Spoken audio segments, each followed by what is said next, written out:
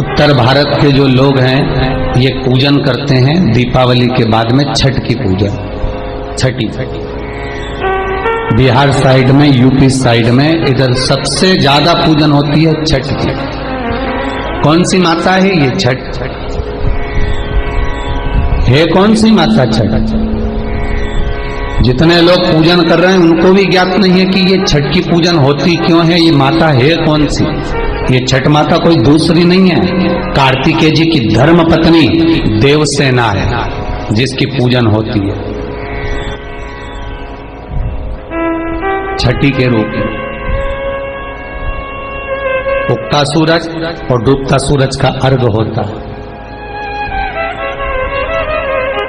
सबसे पहली छठ पूजन किसने करी थी? भगवान कृष्ण के पुत्र सांब ने करी थी। सांब पुराण कहती है सबसे पहली छठ पूजन, क्योंकि सांब का शरीर बेकार हो गया था। भगवान कृष्ण की शरण में सांब पड़ गया। पिताजी आपने मुझे श्राप दिया है, क्योंकि गलत भाव हो गया था, गलत दृष्टि हो गई।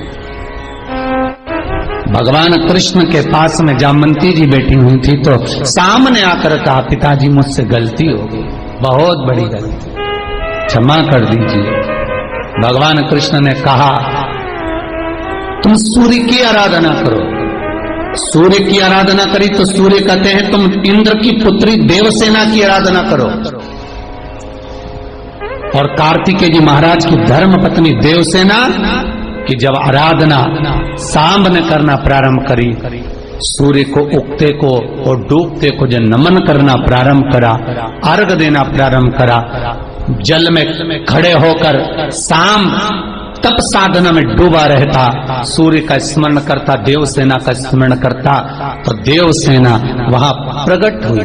देवसेना ने कहा, मैं भगवान की छठी कला हूं,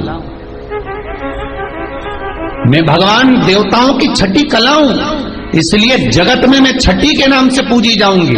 और सुन ए सांब, तूने मेरी आराधना करी है, मृत्यु लोक में जो मेरी आराधना करेगा वो जगत का सारा सुख भोगेगा, और तू भी चिंता मत करना, तू भी सर्व सुख भोगेगा। जैसे मैंने काल भैरव को प्रकट करा था, तू किसी भैरव से कम नहीं है, तू किसी भैरव से कम नहीं है।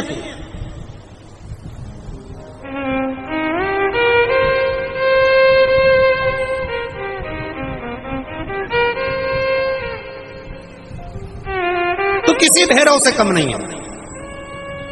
जा, मेरे प्रकट होने का कारण क्या है? शंकर भगवान ने कहा, राहु को खजा, जा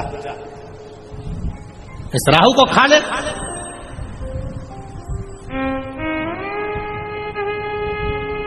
अब राहु तो भागा।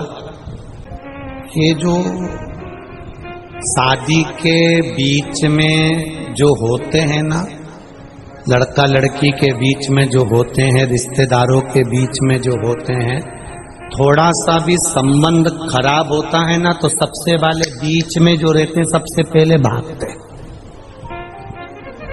जिनने कराई थी शादी, जिनने कराई शादी, कोई के मामा जी ने कराई, कोई के मौसा जी ने कराई, कोई के काका जी ने कराई, के हमारा परिचित था उसने कराई, और जैसे संबंध बिगड़ा, लड़का लड़की के बीच में संबंध बिगड़ा, अदालत में बात पहुंची तो जो बीच वाला है ना सबसे पहले पीछे हट जाता है। वो कभी नहीं कहता कि मैं तुम्हारा साथ दूंगा। अब क्या करें साहब, हमने तो अच्छा ही देखा था, हमने तो बताया था, देख लो, तुमने ही नहीं देखा तो हम क्या करें, हमको क्या मालूम था कि लड़की ऐसी होगी, हमको क्या मालूम था कि लड़का ऐसा होगा। बीच वाला भाग जाता। राहु भागा, जलंधर और पार्वती के विवाह प्रस्ताव को जो लेकर आया था वो राहु भागा। अब पीछे पीछे कीर्ति मुख भागता गया। भागते भागते राहु जलंधर के पास पहुंचा। मेरे प्राण कैसे बचेंगे? जलंधर ने कहा, यहां से जा, अगर मुझे देख लिया तो मुझे खा जाएगा, चल यहां से। जलंधर ने भी भगा दिया। भागते भागते सब दूर गया, ब्रह्मा जी के पास में गया, इंद्र के पास गया, नारायण के पास गया, सब दूर जाकर आया, पर उसके प्राण बचाने वाला कोई नहीं था।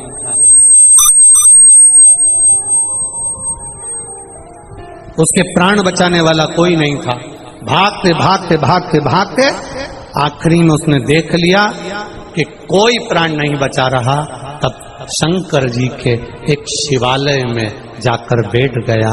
हाथ में जल का पात्र भरने के लिए पात्र भी नहीं था, हाथ की अंजलि में सरोवर के जल को भरा। हाथ की अंजलि से भी जल नीचे गिरने लगा। अपने तन का वस्त्र लेकर उसको जल में भिगोकर देवाधिदेव महादेव को चढ़ाकर उनको प्रसन्न कर रहा था। तब शिव जी प्रसन्न हो गए, क्योंकि भोला तो भोला है। श्राप दिया था, मारने के लिए आतुर हुए थे।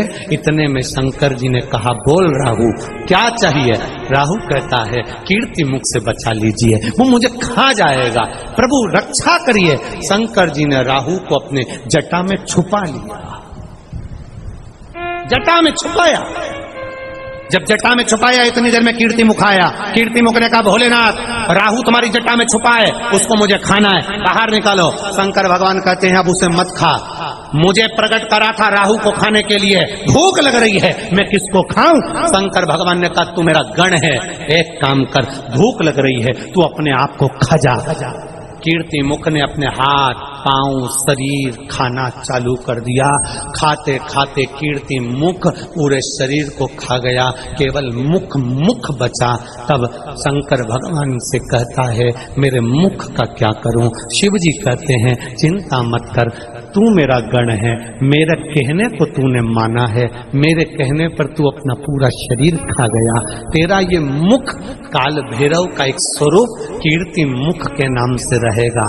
पूरे मृत्यु लोक में जितने देवालय, जितने शिवालय, जितने मंदिर रहेंगे, उस मंदिर के गेट पर तेरा मुख लगाया जाएगा। कभी भी आपने एक मुख मंदिर के गेट पर देखा होगा? जीवान बाहर निकली है, भयंकर सा मुख है। किसी किसी मंदिर में तुमने देखा होगा, दरवाजे पर बिल्कुल बीच में लगा हुआ वो मुख नजर आता है। वो शंकर भगवान ने जिसको प्रकट करा था वो कीर्ति मुख था। शिव जी ने कहा, सुन कीर्ति मुख, तू काल भैरव का स्वरूप रहेगा, तू भैरव का स्वरूप रहेगा। मंदिर में, देवालय में, शिवालय में, दरवाजे पर तू बैठा रहेगा, चौखट पर तू बैठा रहेगा। जो शिवालय के अंदर जल चढ़ाने के लिए प्रवेश करेगा, उसके अंदर जितना दुख होगा, जितनी तकलीफ होगी, जितना कष्ट होगा, जितनी बीमारी होगी, जितना रोग होगा, जो शंकर के मंदिर में एक लोटा जल लेकर प्रवेश करेगा, भरे हुए पात्र को जब तू देखेगा, तेरी दृष्टि उस पात्र पर पड़ेगी, और जो अंदर प्रवेश करेगा उसको कितनी भी बड़ी बीमारी हो, उसको तुझे खा जाना है, उस बीमारी को तुझे निगल जाना है। बस कीर्ति मुख का काम इतना है कि जल चढ़ाने वाले के दुख को, जल चढ़ाने वाले की तकलीफ को, जल चढ़ाने वाले की बीमारी को कीर्ति मुख उसको निगल जाता है, कीर्ति मुख उसको खा जाता है, उस बीमारी को समाप्त कर देता है। कई लोग कहते, गुरुजी ये आप कहते शंकर जी के मंदिर जाया करो, एक लोटा जल चढ़ाया